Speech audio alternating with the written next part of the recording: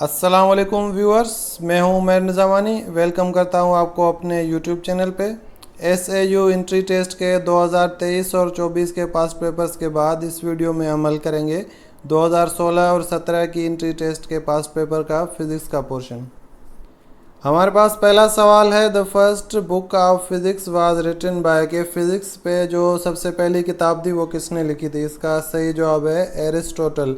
तो फिज़िक्स पे जो सबसे एंशंट, सबसे पुराना जो काम किया हुआ है वो एरिस्टोटल यानी अरस्तू की जानिब से किया गया था, इसीलिए यहाँ पे जो जवाब है वो होगा एरिस्टोटल। यानी जो फिज़िक्स की पहली किताब थी वो एरिस्टोटल ने लिखी थी। उसके बाद हमारे पास क्वेश्चन है, which of the following is the unit of velocity. के वेलोसिटी का यूनिट क्या है। बिल्कुल आसान सवाल है, मैंने आपको पहले भी बताया था कि फ़िज़िक्स के पोर्शन में यूनिट्स काफ़ी सारे आते हैं, तो आपको कम से कम ऐसा यूनिट जो भी हैं वो सारे आपको याद करने चाहिए।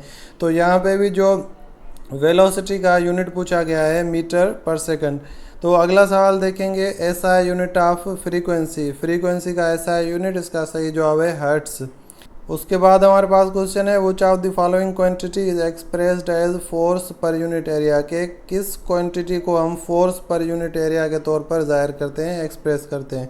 तो इसका सही जवाब है प्रेशर। प्रेशर जो होता है उसको हम फार्मूला में लिखते हैं फोर्स पर यूनिट एरिया। अगला सवाल है, which of the following waves have smallest velocity in vacuum. के इनमें से किस टाइप की वेव्स की जो वैक्यूम में वेलोसिटी होती है वो सबसे कम होती है। इसका सही जवाब है साउंड वेव्स। तो साउंड वेव्स वैक्यूम में ट्रैवल नहीं कर सकती और वैक्यूम में उनकी जो वेलोसिटी होती है वो ज़ीरो होती है।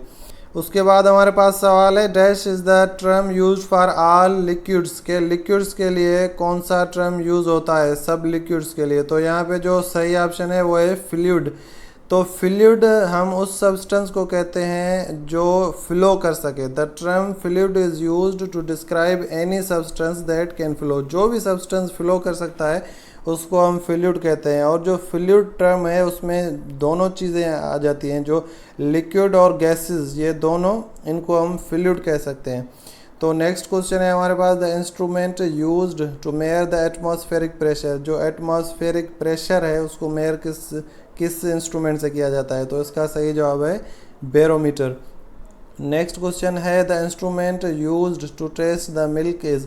के मिल्क को किस इंस्ट्रूमेंट से टेस्ट किया जाता है। तो यहाँ पे सही जवाब होगा लैक्टोमीटर। तो लैक्टोमीटर से हमें पता चलता है कि मिल्क प्योर है या इसमें वाटर ऐड किया गया है।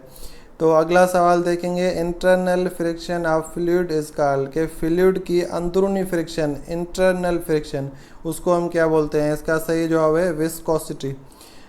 नेक्स्ट क्वेश्चन है, the process whereby energy is dissipated from an oscillating system is called. के ऑसिलेटिंग सिस्टम से जो एनर्जी वेस्ट होती है उस प्रोसेस को क्या बोलते हैं। एनर्जी डिसिपेट होती है from an oscillating system.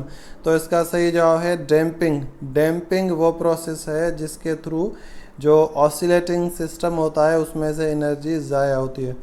Next question है, most earth satellites have orbits which are dash shaped. के जो ज़्यादातर अर्थ के सैटेलाइट हैं उनका जो ऑर्बिट का शेप है वो किस तरह का है। तो इसका सही जवाब है, जो ज़्यादातर सैटेलाइट्स हैं उनका सर्कुलर ऑर्बिट होता है। नेक्स्ट क्वेश्चन है हमारे पास, the sky appears blue because. तो ये पूछ रहा है कि जो स्काई है, आसमान है, वो हमें ब्लू क्यों दिखता है, ब्लू कलर में। तो इसका सही जवाब है blue light is scattered the most. तो ब्लू लाइट जो है वो स्कैटर सबसे ज़्यादा होती है जो बाकी कलर्स हैं उनकी निस्बत। तो सूरज में से जो वाइट लाइट आती है उसमें 7 कलर होते हैं और उसमें जो ब्लू लाइट है, ब्लू कलर है, वो सबसे ज़्यादा स्कैटर होता है, सबसे ज़्यादा फैलता है। इसी वजह से हमें जो आसमान है वो ब्लू कलर में दिखता है। नेक्स्ट क्वेश्चन है, the splitting of white light into 7 colours on passing through a glass prism is due to. के जो ग्लास प्रिज्म है उसमें से हम वाइट लाइट को पास करते हैं और वो 7 कलर्स में जो डिवाइड हो जाती है वो किस प्रोसेस के तहत होती है। रिफ्रैक्शन, रिफ्लेक्शन, इंटरफेरेंस या डायफ्रैक्शन। तो इसका सही जवाब है रिफ्रैक्शन। तो यहाँ पे आप देख सकते हैं जो मुख्तलिफ कलर हैं उनकी जो रिफ्रैक्शन की अमाउंट है वो मुख्तलिफ है। कोई कलर ज़्यादा रिफ्रैक्ट हो रहा है, कोई कलर कम रिफ्रैक्ट हो रहा है। तो ये जो बुनियादी सबब है ये रिफ्रैक्शन है, ये जो लाइट स्प्लिट होती है। अगला सवाल है the turning effect of force is called, के फोर्स का जो टर्निंग इफेक्ट होता है उसको हम क्या बोलते हैं। इसका सही जवाब है टार्क। अगला सवाल है the resolving power of telescope depends on, के जो टेलीस्कोप का रिजॉल्विंग पावर होता है वो किस चीज़ पे डिपेंड करता है। इसका सही जवाब है डायामीटर ऑफ ऑब्जेक्टिव लेंस, के जो ऑब्जेक्टिव लेंस होता है उसका डायामीटर है उस पर डिपेंड करता है रिजॉल्विंग पावर। यहाँ पे आप फार्मूला भी देख सकते हैं रिजॉल्विंग पावर का, तो डी है डायामीटर ऑफ ऑब्जेक्टिव लेंस। तो जितना ऑब्जेक्टिव लेंस का डायामीटर बड़ा होगा उतनी जो रिजॉल्विंग पावर है वो इंक्रीज होगी टेलीस्कोप की। अगला क्वेश्चन है the force which is always directed towards the same point is called, के वो फोर्स जो हमेशा सेम पॉइंट की तरफ डायरेक्टेड होता है तो उसको हम क्या बोलते हैं। इसका सही जवाब है सेंट्रल फोर्स।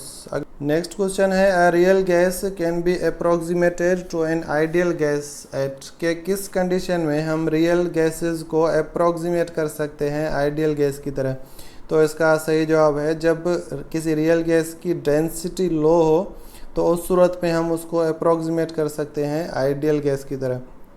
अगला क्वेश्चन है magnetic field is measured by, कि जो मैग्नेटिक फील्ड होती है उसको हम किस इंस्ट्रूमेंट से मेयर करते हैं।